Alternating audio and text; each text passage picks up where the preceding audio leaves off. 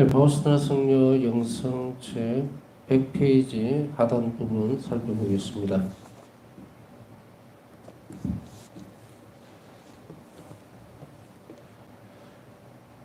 바우스나 성녀 영성을 우리가 함께 살펴보면서 아주 든든한 이 시대에 만일 항해를 하고 있다면 바다로 나가야 될 그런 상태라면은 너무도 큰 거대한 그 배에 올라타고 있는 것이 아닌가 이런 생각이 들어요. 어떤 배들은 조금 위태위태하기도 하고 풍랑이 좀 그치면은 가기가 힘들지만 가장 안심하고 우리가 따라갈 수 있는 길이 아닌가 생각이 됩니다. 가끔씩 혼자서 생각하다 보면은 어떤 느낌들을 많이 받느냐면 참 아깝다, 안타깝다라는 생각을 많이 가질 때가 있어요. 우리가 내적 생활에 대해서 또 영성 생활에 대해서 신학교 때를 이렇게 살펴보면 참 아쉬운 시간들이었다라는 생각이 들어요. 왜냐하면 영성이라는 것에 대해서 체계적으로 뭔가를 알지 못하는 상태에서 그 시간들이 계속 흘러가 버렸다는 생각. 묵상 시간이 신학교 때 있거든요. 근데 저학년들, 1학년, 2학년 이렇게 될 때는 그 성당에서 묵상 시간이 성물대가 끝나고 나면 다 일어나야 돼요. 그래서 강의실로 이제 각자 학년별로 들어가서 영성지도 신부님이 나와서 이제 그걸 합니다. 근데 생각해 보세요. 한참 잠이 많은 나이에 6시 반쯤에 성당에 가서 성물도 하고 그 다음에 내려와서 잠이 든 상태예요.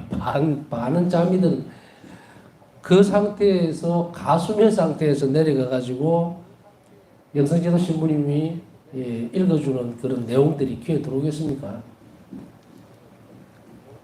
그때는 솔직히 이야기하면은 좀 빨리 학년이 올라갔으면 좋겠어요. 왜냐면은 잠 깨기가 싫으니까 그 자리에 그냥 계속 있었으면 좋겠는데 일어났다가 나갔다가 특히 겨울에 같은 데는 잠이 다 깨버려요. 잠은 오는데 잠이 깨버린다는 거예요. 근데 그 시간들이 이제 정말 거의 뒤돌아보면 한 40년 가까이 흐르고 나서 살펴보니까 참 아까운 시간이었다라는 생각이 듭니다.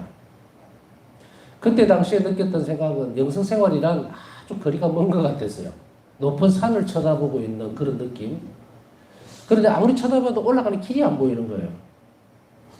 그래서 이제 제가 연구관 논문은 이제 영성신학에 대해서 적으면서 여러 가지 것들이 도움이 되기는 했지만 그래도 갈급된다니까 어떤 성인들의 어떤 모습 어떻게 하면 예수님과 하나가 되지? 어떻게 하면 예수님 일치가 될까? 어떻게 되면 우리 영혼이 하나님과 함께 이 땅에서부터 그 기쁨을 누리고 있을까에 대한 답을 상당히 오랜 기간 찾지를 못했던 것도 사실이에요. 영성 지도자들이 딱히 정해져 있었던 것도 아니고 그래서 언젠가는 하나님 허락하시면은 그런 기회가 주어지지 않겠나라고 생각을 했고 또 그런 기회들을 많이 나누고 싶었는데 바우사 성녀의 영성 또 자기 신심을 딱 만나고 나니까 여기에 대한 답이 다 풀린 거예요. 그래서 이 길이 아주 높은 산에 올라가는 밑에서 위만 쳐다보는 것이 아니고 올라갈 수 있는 방법들. 이제 우리 여러분들 등산 다들 해보셨죠? 등산하다 보면 어떤 것이 있어요? 어떤 때는 평지가 있는 반면에 또 어떤 때는 너무 길이 가팔라서 통나무 같은 걸 이렇게 놔놓는 경우도 있죠. 또 비가 오게 됐을 때는 그게 진흙이 묻으면 아주 미끄러워요. 그런 길도 걸어가야 되고 또 어떤 때는 기둥 난간이 있어서 로프로 연결을 되어 있어서 그걸 잡고 갈 수 있도록 도움을 주는 길도 있고 이래요. 그러나 어쨌든 간에 이렇게 올라가서 정상까지 올라가도록 만들어 놓죠. 자, 여러분들이 바우사성의 영성을 따라갈 때는 이런 평지도 있고 또 약간 힘든 고바위도 있어요. 고개도 있고 그러나 그게 가만히 살펴보면 바우사성의 영성은 참 너무 좋다라는 생각이 드는 것이 이 자비 신심에 도달하는 하나님 자비에 도달하는 그 길목마다 이렇게 미끄러우면 미끄러운 걸 대비해서 통나무가 아닌 뭡니까? 돌로 된 계단을 만들어 놓고 또 맑은 날에는 또 통나무를 깔아주기도 하고 또 너무 험난하면 줄을 이렇게 쳐서 그 줄을 잡고 갈 수 있도록 해줬기 때문에 여러분들은 정말로 이 길을 충실하게 잘 살아가도 무방하다? 쉽다? 그렇게 생각이 됩니다. 여러 가지로 둘러가는 부분들도 많겠지만 요즘 들어서 드는 생각이 우리는 언제쯤 예수님과 대면을 할 수 있을까? 내일도 우리 이제 월피정을 하는데 제가 독일에 갔다 오는 바람에 이제 늦어져서 2주에 원래 하는데 3주죠. 내일이 3주로 옮겼습니다. 옮기다 보면은 이제 또 어떤 문제들이 생겨요. 자신이 시간표가 어긋나는 분들은 또 참석을 못하고 이렇게 되는 부분들도 있는데 그걸 감내하고라도 안 하는 것보다는 낫지 않겠나. 올 수 있는 사람은 올 것이고 안 오는 사람은 어떤 수를 써도 안 올 테니까 그거는 별로 그렇게 크게 문제가 되지는 않습니다. 단지 제가 오늘 말씀드리고 싶은 요지는 여러분들을 격려하고 독려하는 거예요. 너무 어렵게 생각하지 말아라. 이런 평지가 있으면 자꾸 듣다 보면 조금 언덕이 약간 생길 때도 있고 그런데 서로의 의지에서 가다 보면은 여러분들에게 굉장한 어떤 은총의 지평이랄까 그게 열려요. 그때는 여러분들에게 하지 마라 해도 갈 거니까 적어도 그때까지는 제가 계속해서 밀고 끌고 올라갈 수밖에 없어요.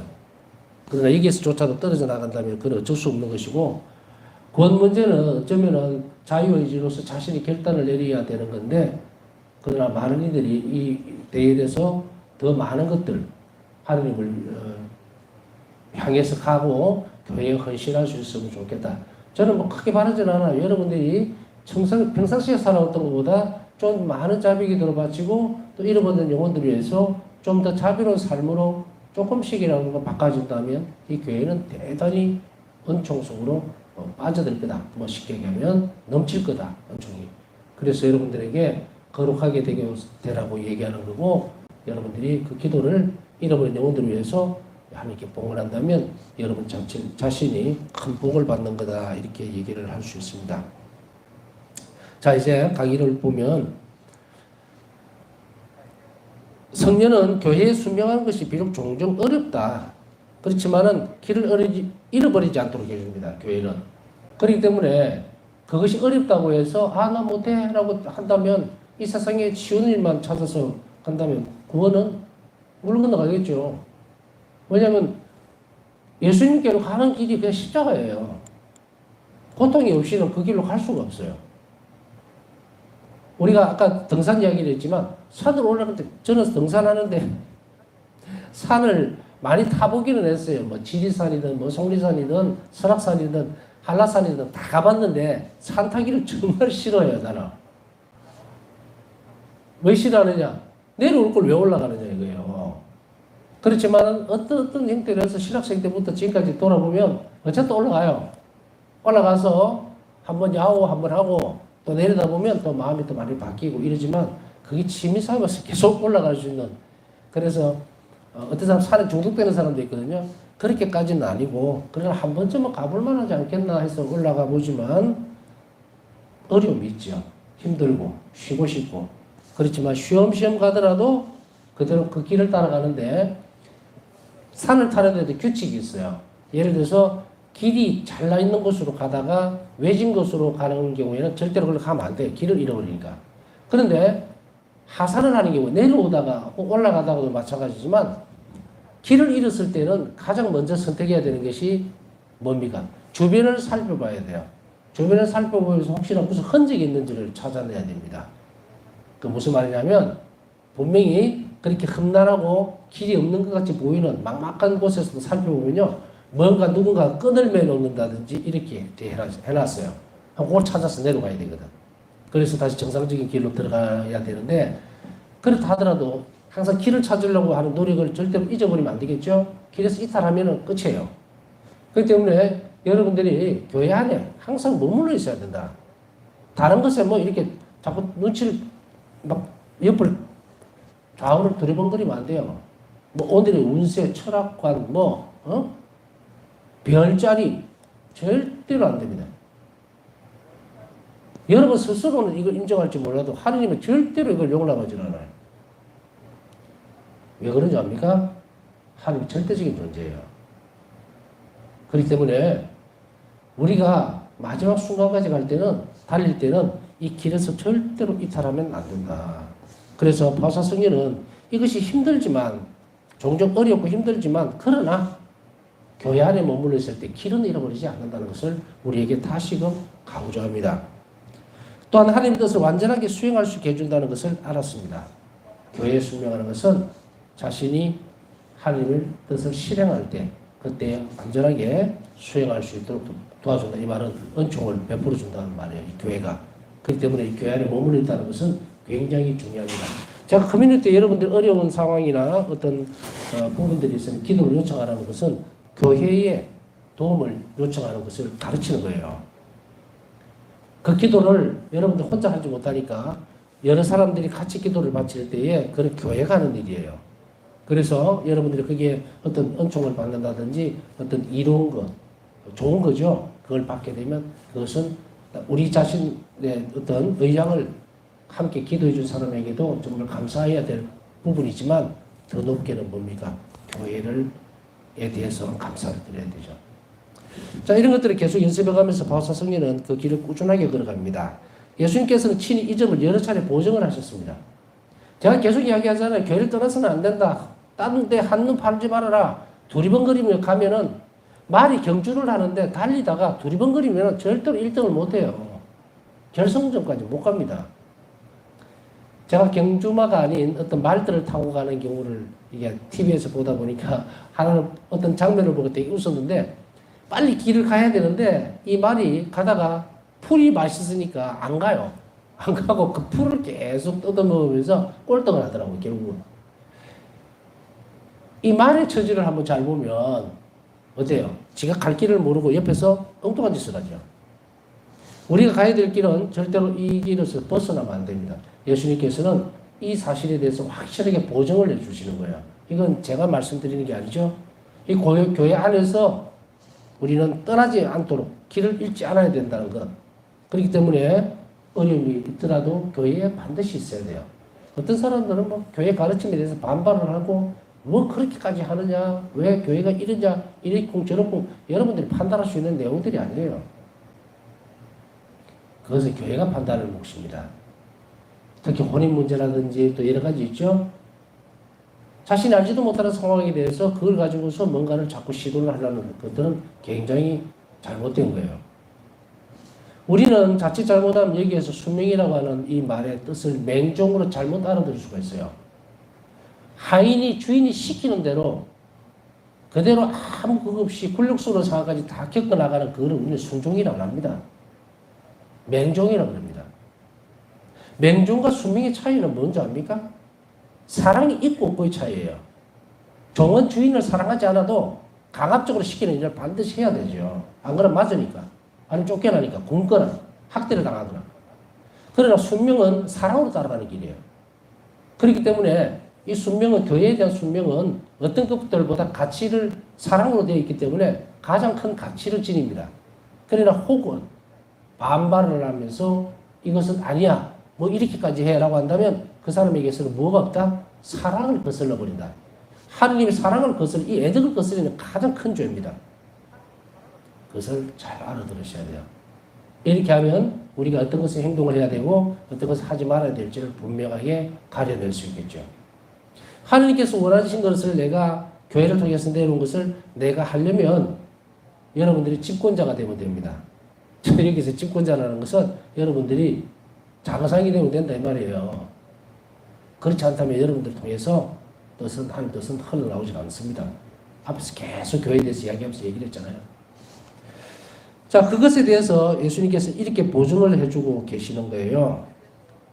친히 여러 차례 이 사실 제가 쭉 설명해 드렸던 이것에 대해서 확실하게 말씀을 합니다. 이 지상의 나의 대리자들에게 내가 요구하는 것들을 모두 반복해서 말해 주어라. 그리고 너는 그들이 너에게 하라고 하는 것만 하도록 해라. 일기 489번. 시키는 것만 하라. 우리의 사고나 판단으로 이 신앙이 만들어지지 않습니다. 순명이에요. 받아들임입니다. 영원한 생명 내가 만들어냅니까? 아닙니다. 선물입니다. 그러면 그 선물을 받기 위해서는 어떻게 해야 돼요? 시키는 대로 해야 한다. 근데 시키는 대로 한다는 것은 뭡니까? 그것이 너무도 크고 좋기 때문에 사랑으로 가는 것이지 이게 빠져버리면 신앙인으로 살면서도 예 하기는 하지만 이것은 순명이 아니고 뭡니까? 맹종이 되어버릴 수도 있다. 그렇다면 다른 또 한편으로 생각하면은 아우 나 참 치사해서 그래도 해야지 이렇게 된다면 문제가 엄청 커져. 자유의지로 하는 것이 아니에요. 그건 죄입니다. 죄 영역으로 들어간단 말이에요. 그렇기 때문에 우리는 스스로 사랑으로 그 길을 따라가도록 하고 받아들이는 연습을 해야 돼요. 내 사고나 판단이 교회 위에 있어서는 절대로 안 된다. 교회 가르침은 바로 예수님께서 내려오고 있다는 것을 확인할 때 확실하게 받아들이고 그것을 따라갈 때 여러분들에게는 뭐가 따라옵니까? 순명하지 않는 영혼에게는 은총이 절대로 가지를 않았어요. 순명은 겸손이거든요. 겸손하지 않는 영혼들을 위해서 은총은 흘러내리지 않는다. 만일에 자기가 이런 불순명을 하면서도 은총 상태에 있다고 착각하는 영혼은 너무도 불쌍한 영혼이에요. 그것은 절대로 하느님 사랑 안에 들어와 있지 않는 영혼이 될 수밖에 없어요. 이런 것들을 분명히 구별하고 우리는 확인을 할 때에 좋은 열매를 맺을 수가 있습니다. 교회의 순명함으로써 바울사 성령은 신비주의의 정점에 이를 수 있었고 이 부분 참 중요합니다. 신비주의의 정점. 신비주의라는 게 뭐예요? 하나님의 신비를 가장 많이 간직한 분이었죠. 성인이었습니다. 바울사 성인은. 그래서 자비의 신비에 대해서 우리에게 알려줄 수 있었어요. 하나님이 우리를 이렇게까지 자비롭게 대하는지 우리는 몰랐어요. 이 교회는 몰랐다고 지금까지. 그냥 쉽게 얘기하면은 당자의 비유에서 나오는 아버지 죄 많은 자식들을 용서해주는 그런 자비의 차원, 용서의 차원에서만 머물러 있었어요. 그러나 그것이 아니라 당시 생명을 우리를 위해서 끊임없이 내놓는 그런 엄청난 자비로움 안에 있다는 것을 교회는 몰랐다는 거예요. 그래서 예수님은 자비 신심을 통해 전해주면서 가르쳐 주죠. 내 자비는 너희가 생각하는 것보다는 너무 더 크고 넓다는 거예요. 깊이를 알 수 없다. 이 10년입니다. 10년. 그것을 바울사 성경을 통해서 우리에게 전달해 주기 때문에 이제 우리는 한 자비에 대해서 너무도 많은 것을 논할 수가 있죠. 받아들일 수가 있고, 그런데 이 신비주의의 부분, 이 신비주의에 대한 부분들은 어떤 것이냐면, 자, 여러분들이 바울사 성경 일기에서 보면 천국에 갔다 오고 연옥을 갔다 오고 그리고 지옥까지도 봅니다. 이게 뭡니까? 신비주의죠. 안 보이는 거예요, 우리에게. 여러분 천국도 봤습니까? 안 보입니다. 그러나 이런 것을 신비라 그러죠. 하나님에게 속해 있는 부분. 드러난 것은 계신데 드러나지 않았지만 하나님에게 속해 있는 것을, 그것은 신비주의죠. 바울사 성령은 이렇게 하나님의 자비에 대해서뿐 아니고 또 여러 가지 경험들을 통해서 신비로운 일들을 겪는다 이렇게 이야기하죠. 자비 5단 기도를 바치기 시작할 때도 마찬가지로 천사들이 이 세상을 징벌하려고 하는 그 자체를 보는 것이 신비예요. 이런 것을 얘기를 하고 있는데 이런 모든 것들이 이루어졌던 것은 교회에 머물러 있기 때문이다. 그러면은 역으로 생각하면 여러분들이 교회에 충실한다면 여러분들도 하나님께서 주시고자 하는 이 신비에 대해서 여러분들 접근할 수 있죠. 그래서 제가 전에 말씀을 뭐라고 드렸습니까? 예비자 우리가 끝나고 난 뒤에 그 다음부터 이어지는 평생 우리의 삶은 신비교육기관이라고 그랬잖아요. 신비교육기관. 그러면 신비교육기관이라는 것이 뭐예요? 계속해서 뭔가를 배운다는 거죠. 그러면은 이 교회에서 거행되고 있는 칠성사를 통해서 하나님 신비가 계속 우리에게 주어질 수 있는데 그것에 대해서 모르니까 우리는 내적 생활도 못하고 있는 거고 영성 생활도 안 되는 거죠. 그러니까 종교인으로 전락을 해버린다고 말씀드렸잖아요.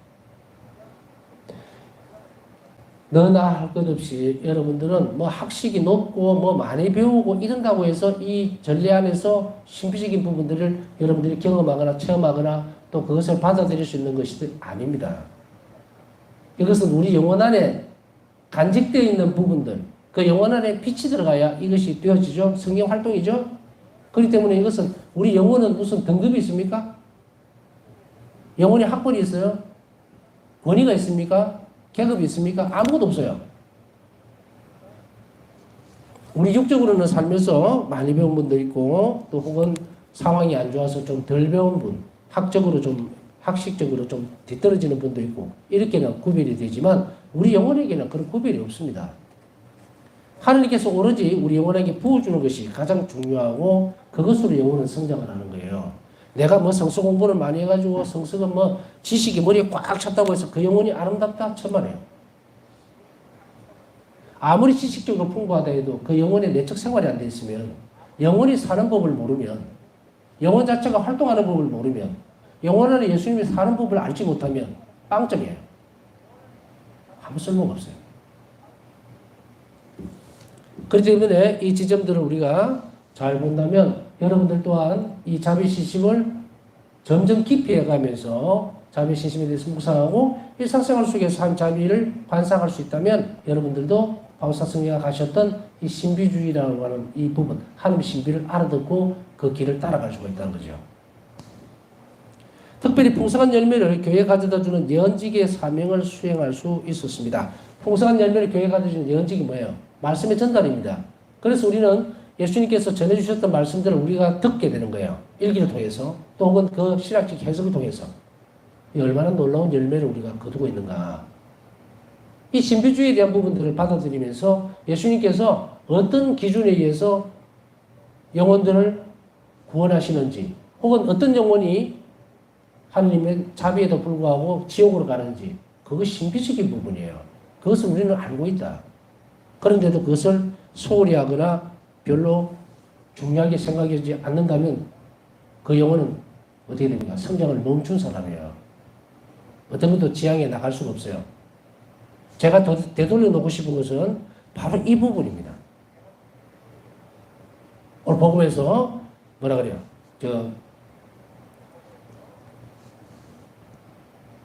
복음 전 기도문 그게 살펴보면 우리 알렐루야 다음에 나오죠. 거기에서도 우리는 분명히 하나님 말씀을 알아들어야 된다. 바울사 성경에 드러난 예수님 말씀을 알아듣는다면 제가 여러분들에게 성경도 중요하지만 또 또한 당시에 일기책도 계속 풀어놓은 것이 뭐예요? 성경 말씀도 하나님의 영감에 의해서 지어졌지만 우리가 또 보고 있는 바울사 성경 일기 안에는 예수님이 직접 말씀하셨던 내용들이 너무도 많이 들어있죠. 그런데 이것을 내가 예수님 말씀으로 인지하고 받아들이느냐에 따라서 여러분들이 더 많이 의탁할 수도 있고 그리고 덜 믿을 수도 있어요. 덜 믿을 수도 있다.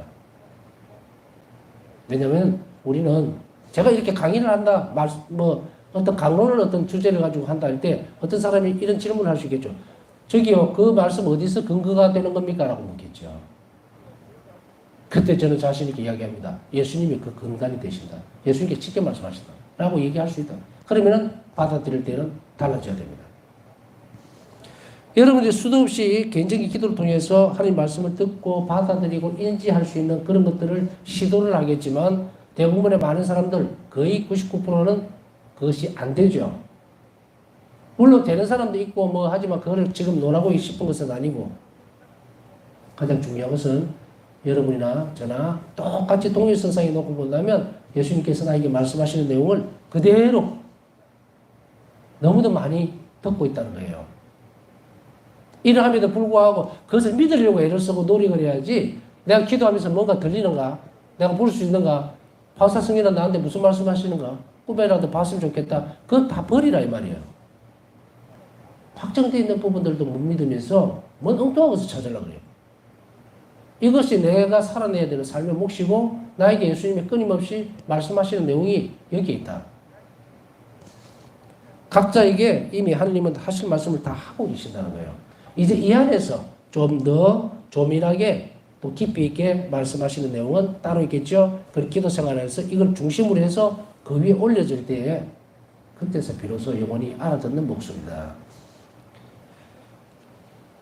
특별히 풍성한 열매를 줄 수 있었고요. 때때로 사제들로 인해 고통과 어려움을 겪었을지라도 성령에게 교회는 항상 거룩한 삶에서 진보할 수 있도록 하나님께서 주신 가장 좋은 어머니였다. 바울사 성령은 어려움이 때때로 있었지만 교회 안에서 뭡니까? 거룩한 고백 사제들을 통해서 또 영적 지도자를 통해서 또 직접적으로는 성체성사 안에서 영성체 안에서 늘 영혼을 방문하시는 예수님과 함께 지낼 수 있었고 그리고 그것을 위해서 높은 성덕으로 올라갈 수 있었어요. 우리 영혼을 양육하고 키워가는 것이 바로 어머니입니다. 교회는 어머니로서 이 역할을 충실히 하셨고 교회의 어머니의 순응하는 삶을 그에 따라서 살아내야 됩니다. 어머니는 자녀들을 양육하지만 자녀들이 뻗대고 떠나려고 그러고 그리고 그것에 어머니가 순명하지 않을 때에 그 양육은 어떻게 됩니까? 실패할 수도 있습니다. 그럴 수가 있을까라고 하지만 한 대목을 짚어보면 그렇죠. 파스성령 일기에서 파스성령을 열심히 기도를 바쳤던 한 영혼이 있었죠. 그 영혼에 대해서 예수님께 묻습니다. 이 영혼이 천국에 갔습니까? 라고 했을 때 No, 아니다. 지옥에 갔다. 기억나시죠? 그 수녀는 지옥에 갔다. 그럼 제가 바치는 기도는 다 헛된 것이었습니까? 라고 물었을 때 아니다. 다른 곳에 썼다. 그런데 거기에서 보면 뭔 대목이 중심 자리에 딱 잡습니까? 하나님의 자비가 부족한 것이 아니고 그 수녀가 거절했다 이거죠. 거절하고 나갔다. 교회 어머니, 교회는 어머니입니다. 그 어머니의 말을 잘 듣고 순명하지 않으면 결국은 어떻게 됩니까? 마지막 순간에도 거절하고 떠날 거라는 거예요. 멸망하는 영혼들은 하느님이 심판을 해서 그런 게 아니에요. 스스로. 그렇기 때문에 지금 여기에서 정신 바짝 차리고 천국을 지향하지 않으면 하나님의 자비를 간청하지 않으면 결국 정의의 칼날을 맞을 거라는 거예요. 그랬을 때 하느님이 불공평합니까? 하느님이 잔인합니까? 하느님 무슨 하느님이에요? 바사성인을 통해서 당신 자신이 자비 메시지를 보낼 때 가장 먼저 이 말씀을 하시죠. 나는 정의의 때가 이르기 전에 자비의 때를 먼저 보낸다. 이게 하느님이에요. 그래서 정답과 문제를 같이 주는 하느님이라고 그랬죠. 이런 하느님이 없다. 세상 전체 어느 종교가 이래요. 절대로 있을 수 없는 일을 우리는 생생하게 살아있을 때 그걸 경험하는 거예요. 때때로 한 번씩 저는 그런 생각을 합니다. 아, 내가 살아있을 때에 하느님을 뵙는구나. 이런 자비를 입는구나. 상상도 하지 못했던 일이다. 그게 2000년 2월에 갔을 때 느꼈던 거예요. 하나님 자비를, 하나님 살아있음을, 내가 살아있을 때 자비를 입었구나. 그렇다면 충실하게 산다면 마지막 때에도 하나님은 당신의 영광으로서 우리를 천국에 데려가시겠구나라는 것이 분명하게 드러나죠. 여러분들은 바로 이런 부분에 있어서 헌신하고 살아내야 됩니다. 자, 그 다음에 3번 교회, 그리스도의 신비체. 자, 교회는 그리스도의 신비체라는 거예요. 어머니신 교회를 살펴봤고요. 바울사 성리 글에서 자주 인용되는 교회의 또 다른 이미지입니다. 앞에서 어머니에 대해 살펴보고 이제 또 다른 이미지는 뭐냐면 사도 바울께서 말씀하신 그리스도의 신비체인데 이는 교회가 하나님께 속한 백성임을 명시하는 한층 더 깊은 표현입니다. 그리스도의 신비체, 신비체라는 말을 또 쓰게 되죠. 아까 앞에서 신비주의에 대한 말을 했죠. 교회는 신비체입니다. 신비라는 것은 하나님께 속한 거라고 그랬죠. 우리 죽음에 대해서 알 수 있습니까? 영원한 생명에 대해서. 여러분 천국 가봤습니까? 아니죠. 그러나 그것이 우리를 통해 우리에게 전달되어지고 우리가 그걸 느낄 수 있도록 받아들일 수 있도록 만들어주는 것이 신비입니다. 그죠? 제가 한 번씩 깜짝깜짝 놀라는 건 이 부분에 있어서 본당신문 할 때 세례를 주잖아요. 교리반을 가르치고 그러면 생짜로 그냥 아무것도 아닌 믿음이라고는 하나도 없는 사람들을 모아서 교리를 가르칩니다. 성령의 역사와 그리스도의 신비로운 측면들, 교회가 그들을 양육하는 것은 의심의 여지가 전혀 없어요. 이들을 성체성사 앞으로 데려다 놓고 말씀을 전해주고 교리를 가르쳤을 때 이들이 6개월 뒤에는 뭐라고 고백을 하는가? 하느님을 아버지로 고백하고 있다 이거예요. 그게 머리로 되는 게 아닙니다. 이 신비로운 교육 과정들을 보면서 하나님 역사를 이 교회 안에서 분명히 보죠. 그래서 하나님께서 이 교회를 통해서 신비롭게 당신과 결합시키는 모습들을 봅니다. 그것은 성령님께서 오셔서 가능한 일이고 그래서 교회는 우리가 이야기하듯이 막 세뇌교육을 시켜가지고 교리를 가르치다 보면요 뭐 구약도 배우고 신약도 배우고 그 다음에 신과 신론에 대해서 혹은 인간관에 대해서 뭐 다 배웁니다. 일정한 부분. 그러다고 해서 지식적으로 딱 알아들었다고 해서 나 지금부터 하나님 믿으랍니다 하는 사람은 없어요. 세례를 받기 전에 놀라운 변화가 일어나는 것을 우리는 보게 됩니다. 하나님 역사죠. 이게 신비거든요. 그래서 교회는 그리스도의 신비체로 구성이 되어 있다는 이야기입니다. 그것을 받아들이고 가보지도 않았던 천국을 믿고 예수님께서 우리 구원해 주시려고 하는 그런 것은 신앙은 분명히 신비입니다. 그러한 구성원들이 모여있는 것이기 때문에 신비체라는 이야기를 쓰는 거예요. 그리스도의 신비체. 그리스도를 중심으로 해서 결합되어 있는 사람들, 백성, 이런 의미지요. 에드워드 오조로브스키 주교는 설명하기를 여기에서 지체의 의미가 지체라는 그리스도 지체라는 이 지체가 의미가 근육이나 뼈 또는 다른 세포들로 이루어진 육체적 화학적 의미로서 해석되어서는 안 된다. 그리스도 신비체라 그러니까 몸이잖아요. 그러니까 이게 살이라든지 뼈라든지 이런 걸로 뭐가 붙어가 있는 그런 것으로 이해돼서는 안 된다는 이야기예요. 신약에서 지체의 개념은 신학적인 의미를 갖는다라고 합니다. 신학적인 의미에서의 지체를 이야기하는 거예요. 무엇보다도 그것은 단일성을 의미하는데 교회와 관련하여 그리스도의 몸은 사람들과 그리스도 사이 수직적인 관계죠. 그리스도와 사람 그리고 그리스도 일치를 이루고 있는 사람들 사이 수평적 차원의 관계를 명시합니다. 이것이 그리스도를 이해했던 바울사성의 방식이에요. 수직과 수평 관계. 예수 그리스도와 우리 자신 그리고 나와 이웃 이것이 같이 결합되어 있는 것이 바로 신비체다. 이것이 바울사 성자가 그리스도 신비체를 이해했던 방식인데 교회의 이러한 이미지를 강조하고 굳건히 확립했던 제2차 바티칸 공의회보다 여러 해 이전이었습니다. 그게 참 놀랍죠?